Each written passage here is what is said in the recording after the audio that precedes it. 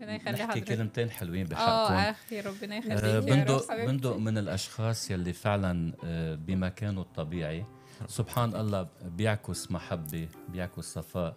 كيف ما بتطلعي فيه بتشوفي محبة جاية من عنده لكل الناس.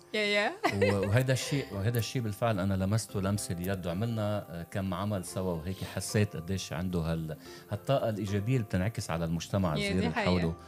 ونور اسم الله عليكي كمان انت كمان عندك طيبه وعندك قرب وعندك ثقافه واسعه ومعلومات وهيك.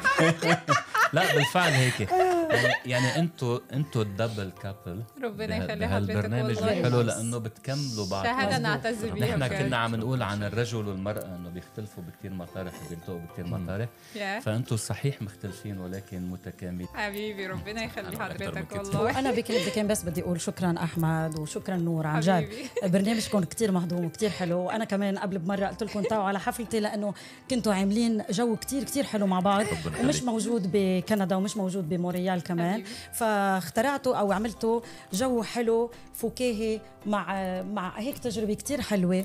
وبعتقد انه دايما في الاراء، ودايما لما الانسان بيسمع اوقات الراي والراي الاخر ممكن ياخذ نصيحه ويمشي عليها. فيمكن الانسان اليوم اللي عم يسمع بندق يرجع يسمع القرار الثاني، او يسمع يمكن نور ويسمع الراي الثاني، يمكن الا ما ياخذ بنصيحه وممكن تحسنه كثير يمكن علاقات موجوده بجد مش مزح.